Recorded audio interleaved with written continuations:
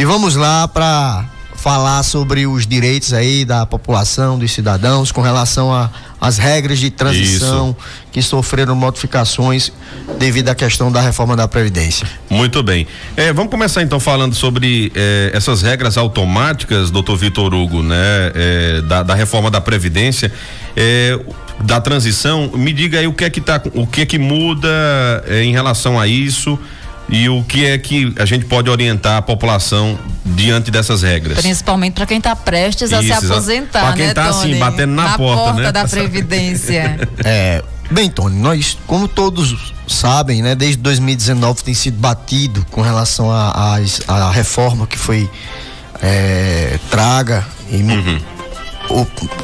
propiciou modificações com relação à concessão e o requerimento do benefícios previdenciários, principalmente na questão das aposentadorias, pensões e outros benefícios. E foi estipulado 5 regras de transições, a qual, quando aquele cara que estava prestes a receber o seu benefício não se sentir prejudicado pelas reformas que foram realizadas. E das 5, 3 são modificadas. Tem as regras que são modificadas, alteradas com o passar do tempo de forma automática, né? Quais são elas? A aposentadoria por tempo de contribuição, a extinta aposentadoria por tempo de contribuição, que antigamente isso era necessário, a pessoa completar os 35 anos de contribuição, não tinha necessidade de acúmulo com idade, para que o cidadão pudesse vir a receber, ter ali seu benefício concedido. Hoje, homens e mulheres precisam cumprir alguns requisitos, além do cumprimento do tempo de contribuição, que mulher 30 anos, homem 35, vai ter que ter uma idade mínima para poder realizar o seu pedido e tê-lo concedido, certo? Hoje, a mulher tem que ter 58 anos de idade, com 30 anos de contribuição, e o homem 63 anos de idade e 35 anos de contribuição, certo? A outra regra é a regra da pontuação. Como é isso? É a soma de idade com o tempo de contribuição. Para que você tenha direito a essa regra de pontuação, que porventura ela é muito benéfica para os beneficiários. Por quê? Porque ela faz com que haja a exclusão aí da aplicação do fator previdenciário. A quem ela favorece? Aquelas pessoas que começaram muito cedo a contribuir, a trabalhar. Então, hoje, essa pontuação para a mulher é de 90 anos, 90 pontos. Desculpa, 90 anos é o que eles querem, né? Isso, 90 anos. Não, na verdade, o que o governo quer é que você não se aposente de jeito nenhum, né?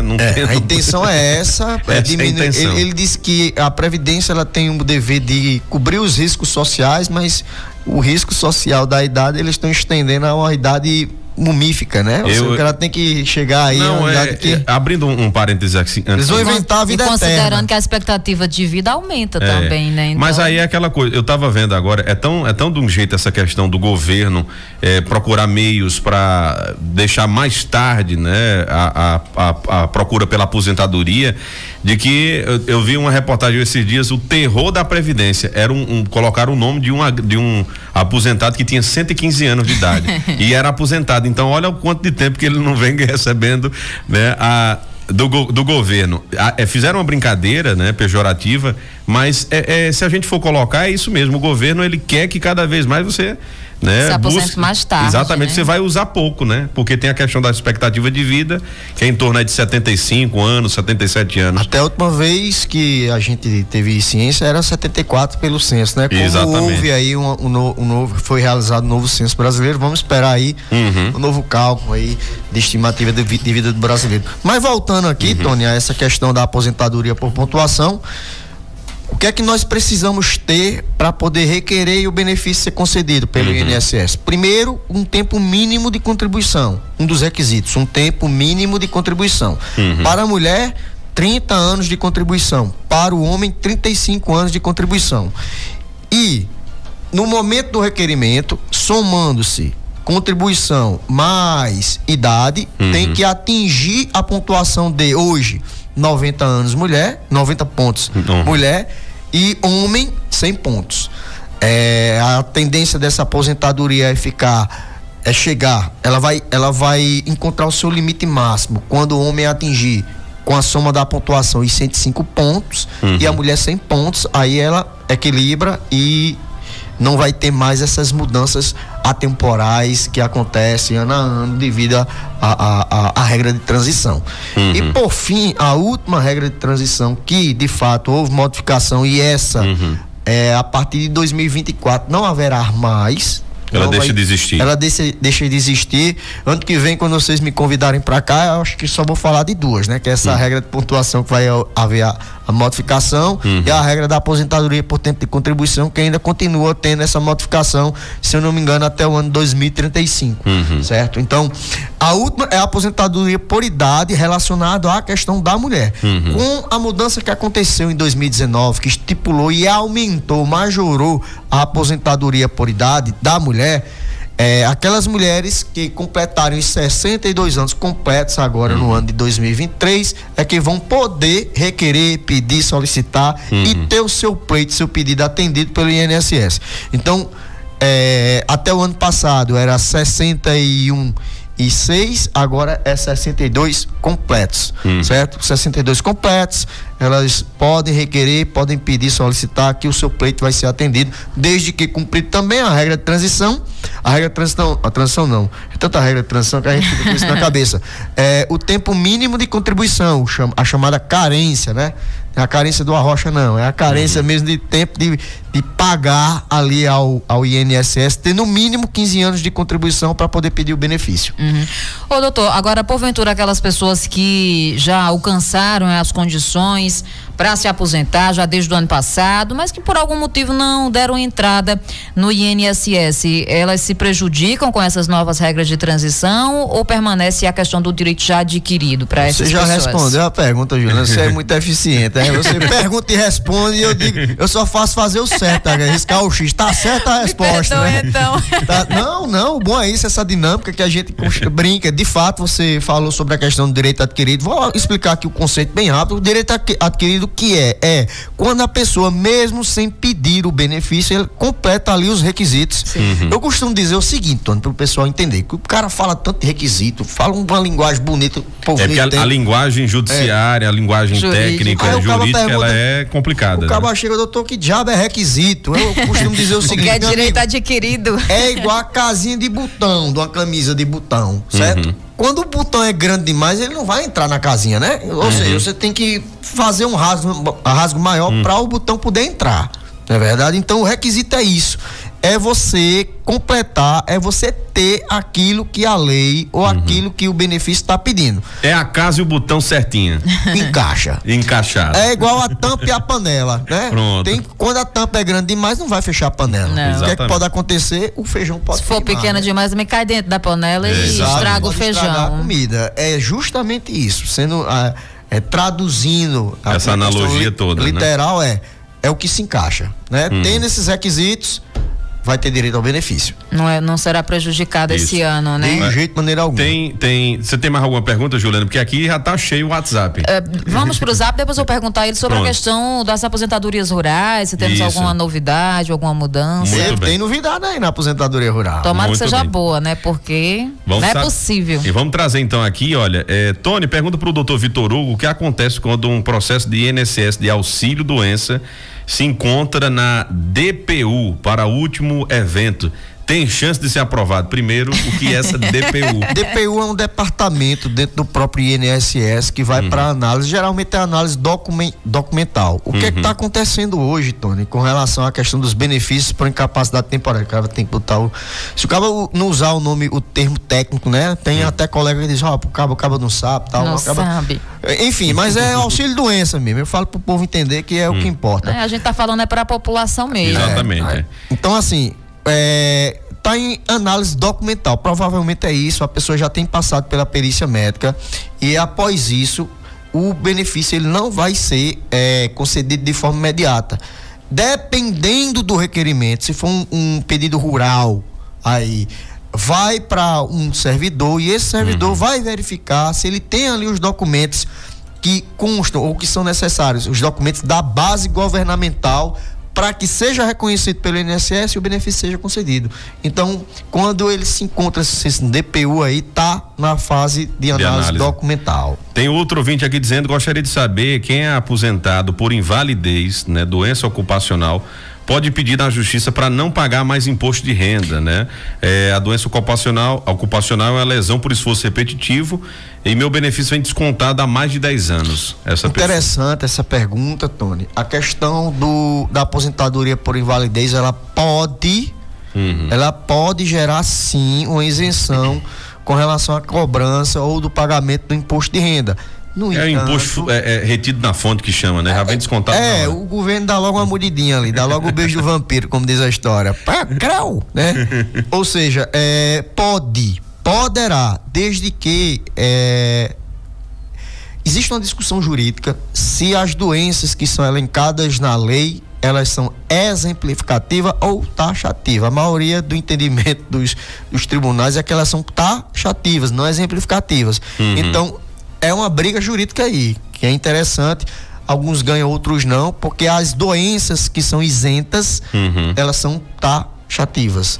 E é bom a gente só explicar o taxativo aí, doutor, também para a população entender. Taxativo é aquele que diz, ou é desse jeito ou não é. Tá na lista, isso. Tá na lista, então não entra. Não tem como mudar, é o que tá escrito no texto. É igual a lista de convidados, eu tô na lista, então não entra. Segurança não deixa você entrar. Da mesma forma. Mas eu sou amiga de fulano, não entra não tá o nome na lista. Tem uma pergunta aqui que esse ouvinte fez ontem, ele sofreu um acidente, quebrou as duas pernas e ele estava querendo tirar uma dúvida e nós até já alertávamos. Separamos para hoje. Ele mandou um áudio agora. Vamos ouvir aqui o áudio dele, né? Pra gente trazer aqui no programa.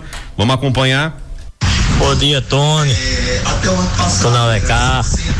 Tô aqui é Danilo Jackson, o rapaz que tá com as pernas quebradas. Tá há 1 ano e 3 dias hoje. Pergunta aí a doutor Vitor qual a possibilidade de chance de a gente se aposentar pelo LOA, pelo auxílio doença. Porque eu coloquei, mas já tá com 1 ano e nada sai.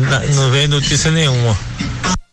O nome dele é Danilo, e ele quebrou as duas pernas. Ele até enviou um vídeo hoje pela manhã e ele já tem mais de 1 ano, tá nessa situação, né, debilitada, não consegue mais ter aquela locomoção de antes, e aí ele tá querendo saber se tem como ele ser beneficiado com uma desses auxílios aí do governo, né? Bem, olha só, se ele foi contribuinte, ele poderia requerer, no caso, o benefício por incapacidade temporária, o antigo auxílio-doença.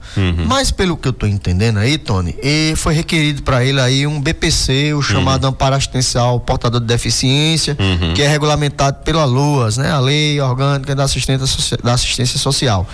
Olha só, Tony, como é sabido, ou quem não sabia vai saber agora, o INSS, foi até discurso de Lula, né? Lula, no momento de assumir lá, bonitão lá com aquela caneta bica assinando lá. Essa caneta tem poder. Que ele disse no seu discurso que iria acabar com as filas intermináveis para análise e concessão de benefício. Então isso não é uma coisa que está acontecendo aqui em Serra Talhada ou região. Isso é uma coisa que está acontecendo em todo o Brasil. O INSS está enfrentando uma dificuldade gigante para análise e concessão de benefícios. Então, a questão de Danilo, que diz faz 1 ano, é uma coisa que eu não queria dizer, mas está sendo normal para esse tipo de benefício, que passa por 2 análises. Uma análise social, através da análise do CAD único, que o pessoal chama, ou também a ficha resumo do Auxílio Brasil, que vai mudar, virou Bolsa Família. Isso, já virou. A partir de acabou hoje de trazer a informação, né? Mudou de novo, né? A primeira parcela sendo paga hoje, né? Que bom. Bolsa Família. Bolsa Família voltou, né? O bom filho a casa torna, enfim. Então, vai ser analisada essa questão, se é beneficiário do Bolsa Família, se cumpre com os requisitos do baixa renda. Eu gosto de utilizar o termo vulnerabilidade social, eu acho o termo miserabilidade muito pesado. E o outro é a incapacidade a longo prazo, que isso também é questionável, tanto na justiça como também no INSS, que é a incapacidade a qual a pessoa a detenha e tenha no mínimo 2 anos, né, aí de incapacidade. Mas como ele quebrou as 2 pernas, é uma evolução lenta, uma recuperação lenta, provavelmente ele vai cumprir com os requisitos e possivelmente ele vai ganhar o benefício. Eu digo possivelmente por quê? Porque não depende apenas da visão do colega, do profissional que está trabalhando no processo, mas também do pessoal do INSS, dos servidores que estão ali na frente ali da organização do negócio. Agora é tempo demais, né, para analisar, demais. para uma pessoa que absurdo, está precisando esperar, né, doutor? É tempo demais. Como se diz, né? Boleto, conta não para de chegar. E o pessoal para de trabalhar porque de fato tá ali incapacitado, sem com poder. Com 2 pernas quebradas é inviável. Sem poder ali realizar qualquer atividade que lhe garanta o sustento. Cara, aqui não tem call center, né? Para você trabalhar como telefonista. E olha que o pessoal. Né? Não tem. Enfim, então aí fica complicado. É difícil, tem muita coisa para ser corrigida. Uma delas por exemplo, um camarada precisa, um empregado normal de empresa, que todo mundo sabe, 15 dias de atestado, até 15 dias a empresa ainda paga, mas passou daquilo, né? O 16º dia vai para o INSS e o INSS castiga. Isso, se bem você que vai lá para não sei quanto fazer perícia para depois começar a receber, não tem nem mais nem graça, né? Mas teve uma modificação interessante, Tony, desculpe lhe interromper. Não, fica à vontade, a gente está aqui para passar as informações corretas. Mas essa informação é interessante a gente passar para a população, que aquelas doenças incapacitantes que tem prazo de recuperação de 90 dias, existe uma possibilidade da concessão ser um pouco mais rápida. Ou vou utilizar o termo correto, um pouco menos demorada, né? Que é a análise documental, ou seja, no momento que você vai ali agendar o benefício, você coloca ali o atestado. O atestado, minha gente, ele tem que estar de acordo com o que está descrito na portaria. Se ele não tiver na portaria da RAID, não, né? Na portaria do INSS, que é uma lei a qual o pessoal do INSS fica ali obrigado a seguir. Então, atestado, estando de acordo com a portaria, o que é que tem que ter nesse atestado? Tem que ter o período de afastamento, que não pode superar o tempo de 120 dias, certo? A CID, a patologia, a CID da doença, que é o Código Internacional da Doença ali, que o médico possa identificar de forma clara, o médico ou o servidor que vai analisar. E o tempo de recuperação de afastamento. Então, pode ingressar apenas com esse documento. Se tiver tudo certo, de acordo com a portaria, vai ser concedido de forma imediata. Muito bem. Eu vou fazer só mais 2 perguntas aqui, né? Porque não vai dar, é humanamente impossível a quantidade que tem aqui de pessoas. Doutor Vitor Hugo, quando vem, é sinônimo de audiência. Pra gente saber também as mudanças para as aposentadorias rurais. Tem um ouvinte aqui dizendo, olha, bom dia Tony, bom dia Juliana, parabéns pelo programa, estou adorando essa moça com você, viu? A dona Jeane Farias está dizendo aqui. Obrigada, querida. Tony, pergunta para o doutor Vitor Hugo, tenho 60 anos completos, nunca contribuí, como devo proceder, né? A Jeane Farias, e está mandando um beijo para sua esposa também aqui, a Jeane Farias. Ela diz que inclusive tem um sítio e eles pagam o INCRA, né? E ela diz que nunca contribuiu com o INSS. O caso dela, ela tem aquela história se ela é oriunda da zona rural, né? Eu costumo até brincar. O fato de eu ir morar num sítio não quer dizer que eu vá ser agricultor. O fato dela ter o documento da terra não quer dizer que ela seja. Eu não sei, porque isso aí a gente tem que. Ela tem que procurar um profissional aí na área para ver direitinho.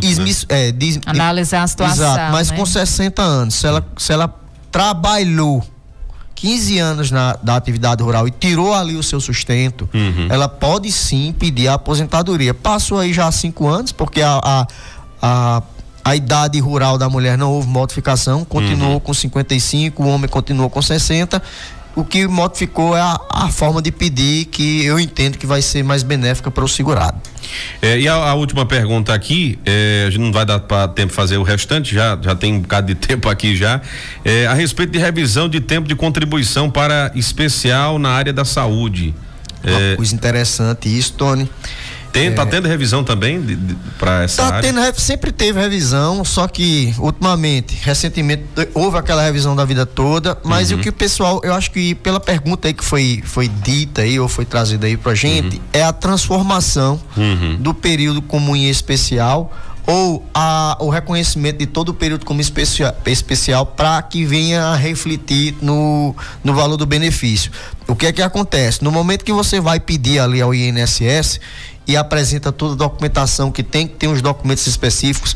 Pessoal, o grande problema de a gente não conseguir aquilo que nós pedimos no INSS é porque geralmente, por falta de conhecimento mesmo, porque é uma coisa bem específica, o pessoal não procura, não faz uma consultoria, o pessoal não tem essa cultura aqui de fazer consultoria antes para poder realizar o pedido, não apresenta a documentação necessária que comprove esse período, que é o PPP, o LTK em algumas situações, e aí não há conversão. Quando não há conversão, a pessoa se aposenta com um valor bem aquém do que ela poderia ter direito, certo? E às vezes, quando apresenta a documentação, o próprio INSS, por ruindade, como diz a história, diz que não está de acordo com a IN, mas estava, não concede o benefício. Então, a gente pode fazer essa revisão e o pessoal pode aí ter uma melhora considerável no recebimento do seu benefício aí. É verdade. E para aposentadorias rurais, o que é que tem de mudança, doutor? Olha só, Juliana, né? Isso, Sim. Juliana. Tudo bem, desculpa, eu sou péssimo em decorar nome. Era para ter colocado uma colinha aqui na mão. Não se preocupe, somos 2. Que bom. Então, vê só, na aposentadoria rural houve agora a implementação da declaração eletrônica, certo? Que no momento do requerimento não é necessário mais o segurado especial assinar um documento dizendo por quanto tempo ele trabalhou naquela atividade. Na verdade, esse preenchimento vai acontecer de forma imediata no próprio sistema do INSS e vai ficar registrado. O bom é essa questão de registrar a atividade. Por quê? Porque no eventual novo pedido, aquele dado já vai estar salvo e vai servir como fonte, como base governamental. Fazendo com que facilite aí a concessão do benefício. Foi uma mudança positiva que aconteceu e que vai facilitar muito a concessão das aposentadorias, do salário de maternidades, dos auxílios doenças, do benefício por incapacidade temporária ou permanente, enfim. Graças a Deus, uma notícia boa para o pessoal aí. Olha, é aquela coisa, o que a gente estava falando aqui no início, né? As dificuldades que são impostas pelo governo para que você cada vez mais de forma tardia, né? Tenha acesso a uma contribuição, a um benefício, né? E o que deixa muita gente chateada é que você vem ao longo do tempo contribuindo e quando você mais precisa, aí tem toda essa